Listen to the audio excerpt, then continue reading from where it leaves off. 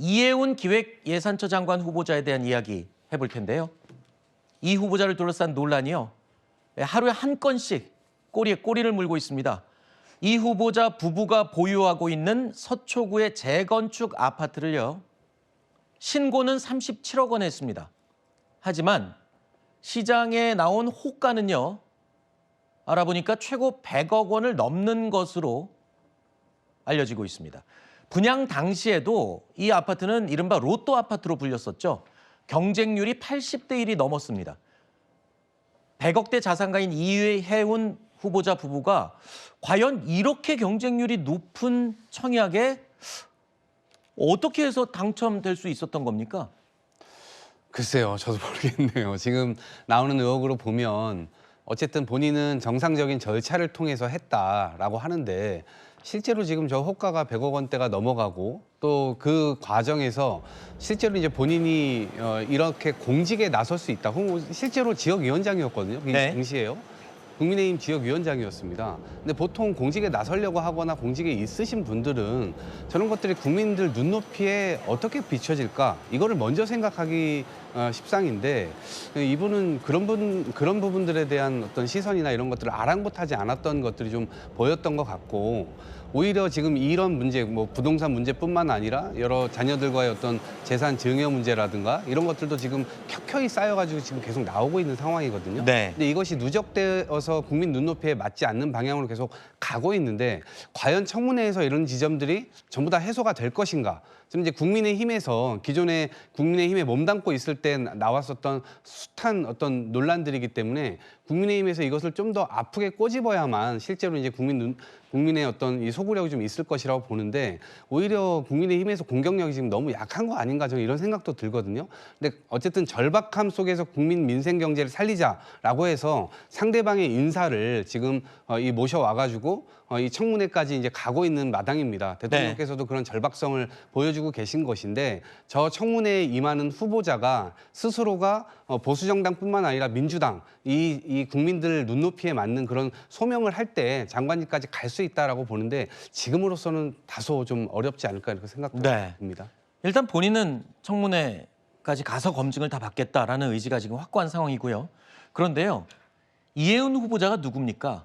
서초구에서만 의원을 3번 지낸, 3선을 지낸 인물입니다. 그런데 서초구에서 3선을 지낸 후에 동대문구와 중구로 지역구를 옮겨갔죠. 결국 집은 강남권에서 분양을 받은 겁니다. 이런 상황은 그러면 어떻게 설명을 해야 될지 이것도 아마 청문회에서 질문이 분명히 나올 것 같고요. 또 한 가지 있습니다. 이해운 후보자는요. 지난 2020년 서울시장에 출마를 했었죠. 그 당시에 이런 말을 했습니다. 나도 15년 동안 집 없이 살았다. 무주택자로 살다 보니까 진짜 집주인 전화 받으면서 얼마나 서름을 받았는지 모른다. 이러면서 무주택자의 서름을 잘 안다라고 얘기를 했어요. 이 말을 했다가 당시에 코스프레 한다는 비난도 받기도 했었거든요. 근데 지금 이게 당시에 나왔던 일들이 구체적으로 지금 사례가 다 터져 나온 겁니다. 당시에도 이제 서민 코스프레 한다는 그런 비판은 있었습니다. 지금 뭐 그 당시에도 뭐 상당한 자산가라고 그렇게 알려져 있는 상태에서 무주택자다 또는 이제 집주인이 전화를 하면 뭐 밥이 안 넘어간다 이런 거는 좀 맞지 않는 말이었고 비판은 많았는데 근데 이거를 이제 국민의힘에서 뭐 그런 그 정치를 했기 때문에 뭐 국민의힘에서도 이런 걸 다 용인하면서 한 거 아니냐 이렇게 이야기를 하시는데 그거는 좀 경우가 다르다는 말씀을 좀 분명하게 지적하고 싶어요. 무슨 말이냐?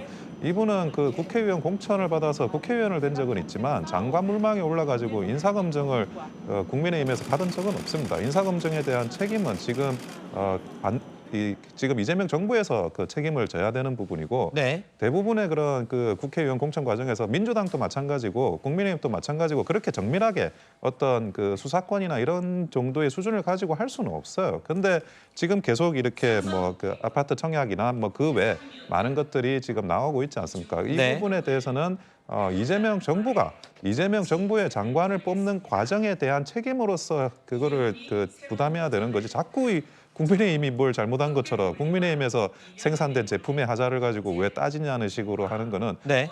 저는 맞지 않는 이야기라고 생각합니다. 네. 조금 아쉬운 거는 국회의원도 도덕성이 좀 장관 후보자만큼 같이 검증이 되면 얼마나 좋을까요? 아, 그렇습니다. 저 절차가 있다 그러면 저도 네. 그런 절차를 통해 가지고 해야 된다라고 생각합니다. 알겠습니다. 일단 이런 논란들 이제 인사청문회까지 끝까지 가겠다는 입장이 이 후보자의 입장이기 때문에 국민의힘에서도 지금 벼르고 있습니다. 청문회를 더 지켜보겠습니다. 또 다른 논란이 있죠. 이혜훈 후보자가 신고한 가족 재산 내역 가운데 가장 큰 부분을 차지하는 게 바로 주식입니다. 그것도 비상장 주식. 비상장 주식은 일반인들이 거래하기가 좀 힘들죠. 친척이 운영하는 회사의 비상장 주식을 이혜훈 후보자 가족이 약 99억 원어치나 보유하고 있는 것으로 지금 확인이 된 건데, 그런데요, 이혜훈 후보자가요 의원 시절에 이 이해 충돌 우려가 있으니 가족 기업 아니겠습니까? 그러니까 백지 신탁을 했고 임기를 마친 뒤에 다시 되찾았습니다. 신탁 기간 동안 팔리지 않으면 원소유주에게 다시 반환하게 돼 있는 거거든요. 그럼 이 백지 신탁은 제도 자체가 좀 허점이 있는 게 아닌가 싶어요. 유명무실하잖아요. 그러면은 집도 그렇고 주식도 그렇고 백지 신탁했습니다라고 했는데 안 팔렸어요. 임기가 끝나면 돌려받아요. 그럼 백지 신탁 왜 있는 겁니까? 그러니까 제도적 허점이 있는 건데 이거 뭐 위법한 행동을 한 건 아니죠. 그렇기 네. 때문에 이 부분에 대해서는 글쎄요. 아까 국민의힘 측에서도 이거 장관이 아닌 장관 검증을 한 적이 없기 때문에 이런 백지 신탁 이런 주식 문제도 국회의원 검증 때는 뭐 할 수 없었다라고 말씀을 하실지 모르겠습니다만 이 문제 사실 24년 총선 때 불거졌던 문제거든요. 왜냐면 우리는 다른 당에 소속된 출마자였기 때문에 재산이 2016년과 비교해서 2년 전에 있었던 총선에 100억 원 정도가 이혜훈 후보자가 늘어났었습니다. 네. 그 당시에 국민의힘 내부에서 검증을 안 했을까요? 검증을 했어야 되는 거 아닙니까? 네. 지금 국민의힘이 이거에 대해서 비판을 하면 그럼 두 가지입니다. 그 당시에 검증을 아예 안 했거나 네. 국민의힘은 재산이 100억 늘은 후보자에 대해서도 이거 어떻게 들었는지 소명하라라는 것도 검증 안 하는 정당이거나 네. 아니면 그때 검증을 해보고 문제가 없구나라고 판단했음에도 불구하고 지금 내로남불식으로 이재명 정부의 뭔가 장관 후보 지명자가 되니까 이거를 꼬리 잡듯이 뭔가 물고 늘어지거나 이 둘 네. 중에 하나인 거거든요.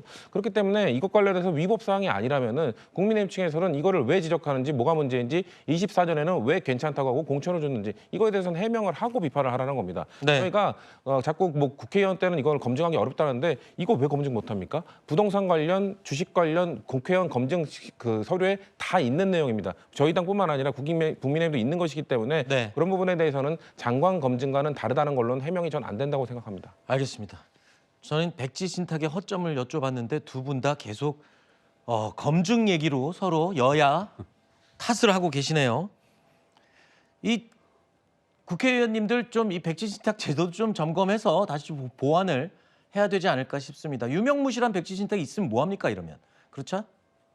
자, 이혜훈 후보자를 둘러싼 갑질 의혹 계속 이어지고 있는 가운데 인턴 직원에 대한 폭언, 이 녹취는요. 여전히 논란의 중심에 서 있습니다. 다시 한번 들어보시죠. 너 대한민국 말 못 알아들어? 국어 못하니? 뭐 이런 애가 다 있니? 기사 검색해서 보고해라. 도대체 얼마나 더 얘기를 해야 네 머리에는 그게 이해가 되니? 너 뭐 IQ 한 자리야? 아니 도대체 몇 번을 더 얘기 알아듣니? 몇 번을? 말 알아들었니? 못 알아들었니? 답을 해라 제발. 네? 너 지난번에도 며칠 전에도 내 했잖아. 그냥 이름만 들어간 거는 그거 안 했어. 야! 내가 정말 널 죽였으면 좋겠다. 입이라고 그게 터졌다고 그냥 막 네 맘대로 그러고 떠져? 이름만 들어가고 안 들어가고가 아니라 그냥 어디 행사에 참석했다. 그런 거는 상관없는데 지금 이거는 나한테 얘기하는 거잖아. 아 이제 판단하지 마. 네 머리 갖고 판단해갖고는 안 돼. 네가 무슨 그게 머리라고 판단을 하니? 네 머리 갖고 판단하면 안 된다고. 도대체 몇 번 얘기 알아듣니? 기사 있는 대로 검색해서 보고하는 얘기를 도대체 몇 번을 써야 되니? 며칠 전에도 내가 얘기했는데 너 머리는 판단하는 머리 아니야. 너 판단하지 마. 민주당 지도부가 사실상 함구령을 내렸죠. 그럼에도 불구하고 이 여당 내부에서조차도 이혜훈 후보자에 대한 자진 사퇴 요구하는 목소리가 계속 나오고 있습니다. 하지만 이혜훈 후보자 자진 사퇴할 뜻은 전혀 없어 보입니다. 오늘 출근길 목소리 들어보시죠. 여러 의혹으로 사퇴 요구했는데 혹시 입장에 변화는 없으실까요? 네, 이미 충분히 해명을 할 준비가 다 되어 있고 청문회에서 국민들 납득하실 수 있는 설명을 충분히 드릴 수 있습니다. 가족회사 주식은 계속 백지 신탁하셨다가 되돌려 받으셨는데 이게 취지에 맞다고 보실까요? 아니, 그건 제가 할 수 있는 문제가 아니잖아요. 그럼 지금 갖고 계신 주식은 어떻게 처분하실 건가요? 이혜훈 후보자 충분히 해명 가능하다라는 입장입니다. 국민의힘에서는 지금 인사청문회 문턱 넘는 것 쉽지 않을 것이다라고 벼르고 있죠. 하지만 인사청문회 이후에 또 임명을 강행하면 장관이 또 충분히 될 수도 있는 겁니다. 자, 어제 이혜훈 후보자가 재정정책 간담회를 열어서 전문가들과 함께 재정정책에 대한 논의를 한 것으로 확인이 됐습니다. 근데 이게 원래 예정됐던 간담회가 아니었던 것으로 알려지고 있거든요. 그만큼 나는 장관 후보자로서 할 일을 계속하겠다라는 의지를 밝힌 것 같습니다. 장관 후보자 신분으로 정책 간담회를 여는 것 자체가 이례적이기도 하지만 수세에 몰린 국면을 돌파하기 위한 포석이 아니냐, 뭐 이런 해석도 나오네요. 그러니까 보통 장관에 지명이 되면 두 가지 측면에서 검증을 받는 겁니다. 첫 번째는 지금 우리가 쭉 얘기했었던 어떻게 살아왔는가, 이제 주로 도덕성과 관련된 검증이고요.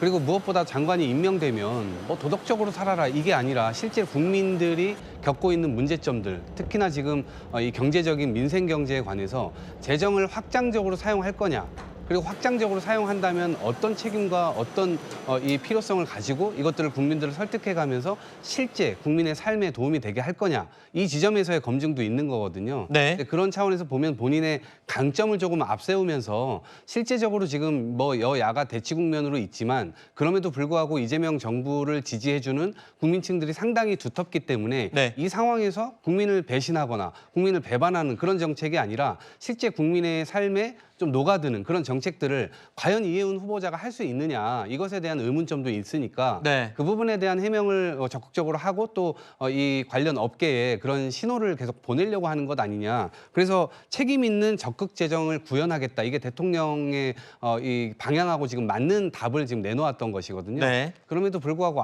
아마도 장관이 되신다면 대통령과의 여러 가지 토론을 거쳐서 결국 대통령의 발목 잡는 모양새, 네. 이것은 만들지 않겠다라는 약간의 지지층의 민심을 좀 구하는 그런 네. 자리도 아니었을까라는 생각도 좀 가져봅니다. 민주당 내부에서 이혜훈 후보자의 자진 사퇴를 요구하는 목소리도 있는 반면 정청래 대표는요, 이런 내용들, 의혹들이 국민의 힘을 빼는 일이다라고 처음엔 비판을 했었는데 최근에 갑자기 청문회에서 잘 설득을 하면 또 될 수도 있을 것 같다, 이런 입장으로 좀 분위기가 바뀌었습니다. 결국에는 인사청문회까지 모두 지켜봐야겠습니다.